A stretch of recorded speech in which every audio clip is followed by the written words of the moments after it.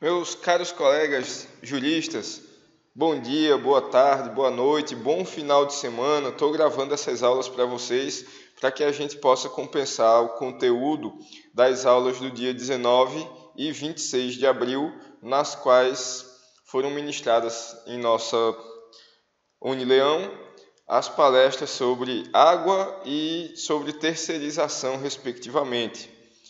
Então, estamos abordando o conteúdo planejamento urbano.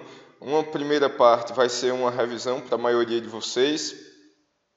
Segunda parte, a gente vai adentrar principalmente no planejamento municipal, que é conteúdo novo, estava programado e infelizmente não conseguiu ser dado em sala de aula.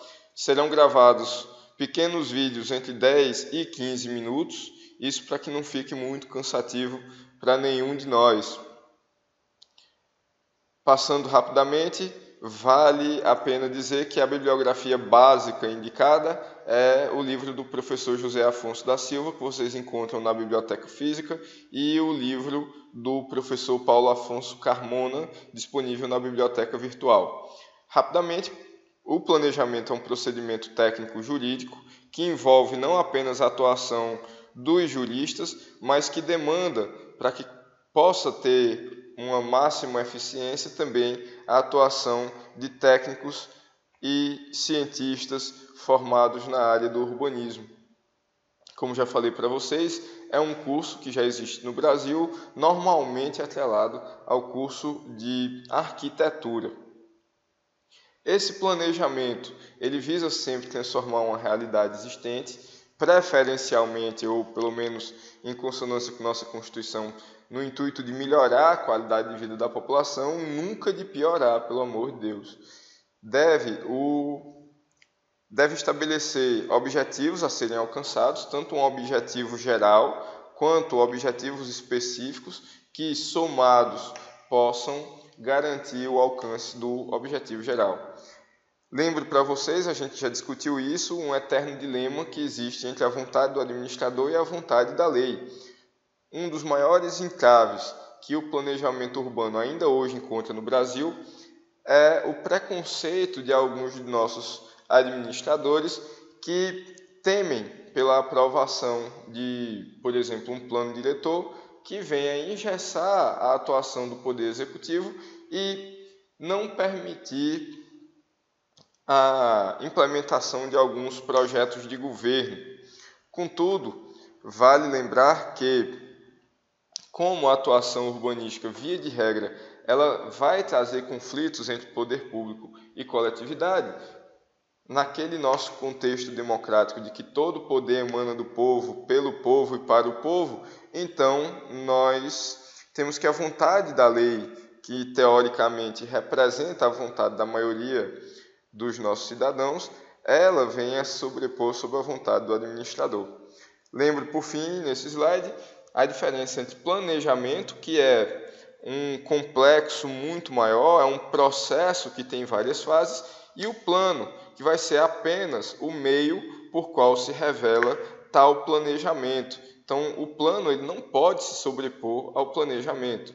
Vale lembrar ainda que, segundo a Constituição de 1988, o grande objetivo a ser alcançado pelo planejamento urbano é sempre o pleno desenvolvimento das funções sociais da cidade e garantir aos seus cidadãos um bem-estar. Como já falei, deve sempre esse planejamento estar atento tanto às normas jurídicas quanto ao conhecimento produzido pelas ciências e pelas técnicas do urbanismo. Isso porque, pessoal, o artigo 48, inciso 4, por exemplo, da nossa Constituição, vai dizer que o planejamento ele tem condão, ele tem natureza jurídica de lei.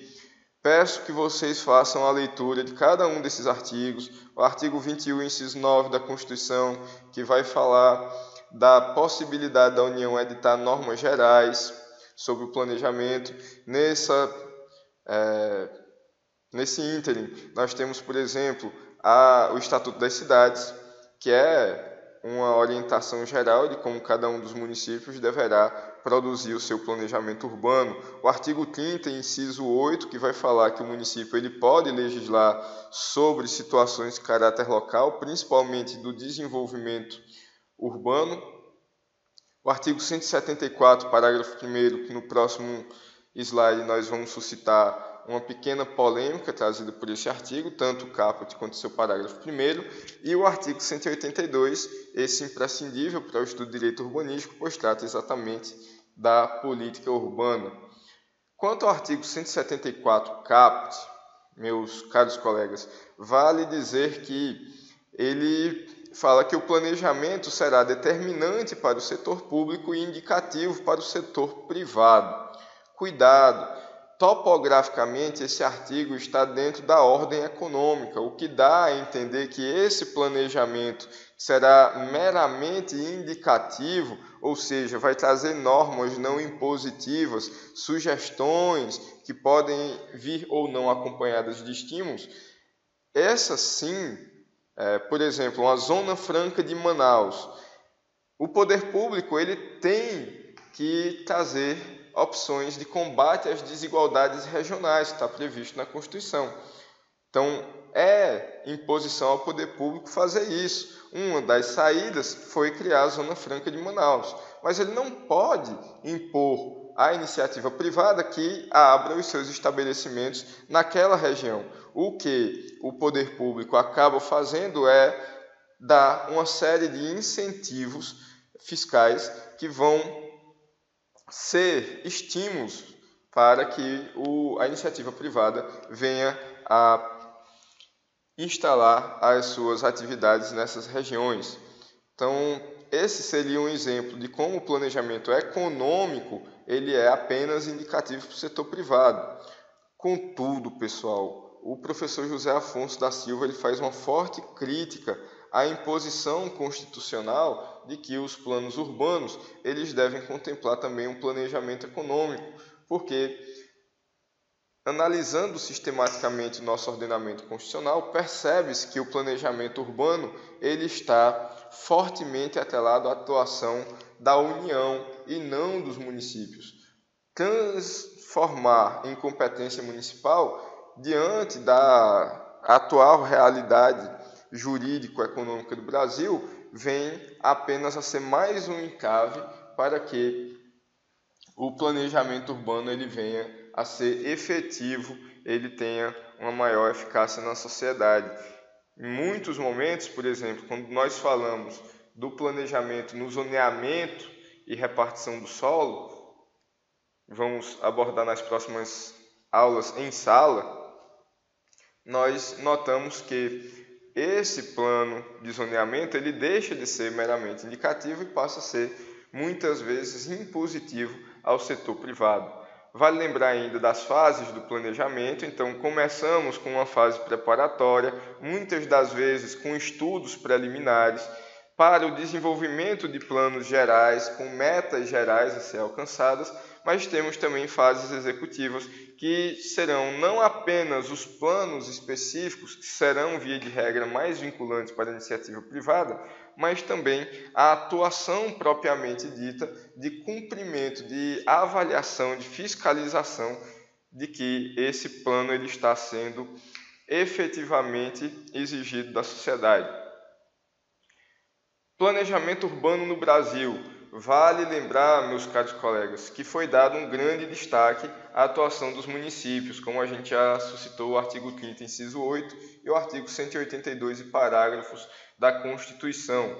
Então, os municípios, eles, por conhecerem melhor as suas realidades locais do que Estado e União, via de regra, eles têm o dever de fazer esse planejamento de maneira que tal plano ele tenha uma maior efetividade ou eficácia social. Quanto aos instrumentos, o plano diretor, como nós vamos abordar ainda nos próximos vídeos, ele é o principal instrumento previsto na Constituição e no Estatuto das Cidades de atuação dos municípios quanto ao planejamento municipal. Esse plano diretor, ou pelo menos esse planejamento urbano, ele é entendido em nossa doutrina como tendo 4 grandes fases. Uma primeira fase que fala do desenho das cidades e localização dos prédios públicos. Como eu falei para vocês em aulas anteriores, no tempo do Brasil colônia, por exemplo, a criação das cidades era restrita a imposições da coroa. Via de regra, nossas cidades elas deveriam ser inauguradas a partir de uma praça central, normalmente com algum marco, um marco zero, um pelourinho, por exemplo, e ele é sempre acompanhado de uma igreja, via de regra uma igreja católica.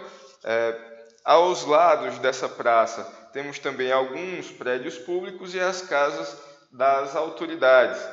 Além do mais, o trajeto das ruas ele deveria seguir ruas linheiras, em linha reta, para que pudesse ter um mínimo de eficiência no deslocamento dessa população. Num segundo momento, o zoneamento ele deixa de ser planejado no Brasil e ele começa a ser orgânico, como a gente já abordou anteriormente, inclusive na nossa V1, de maneira que a própria pressão econômica faz com que aquelas atividades mais semelhantes elas ficassem perto uma da outra. Isso não foi muito planejado, isso apenas trouxe um maior conforto para a população e uma maior eficiência para os comerciantes no momento em fornecer seus serviços e produtos. Então, além do mais, de acordo com o maior ou menor poder aquisitivo da população, nossos prédios eram mais elegantes, com uma arquitetura mais rebuscada em alguns momentos, mais moderna depois, e aqueles outros bairros onde não havia um recurso para o investimento no embelezamento dos prédios e eles acabam sendo bastante semelhantes entre si, sem uma arquitetura mais desenvolvida. Um terceiro momento, então, nós temos um desenvolvimento integrado. José Afonso da Silva entende que isso começa principalmente depois do golpe de 64, no qual se tenta ter um planejamento espacial, econômico, social e administrativo. Por fim, e aí quase utópico, nós temos o plano diretor como previsto na Constituição de 88, que tem por obrigação alcançar o pleno desenvolvimento, a sustentabilidade e a função social da cidade. Pessoal, o primeiro vídeo já passa aí dos 12 minutos, ficando por aqui. Quanto antes, vão assistir o segundo vídeo.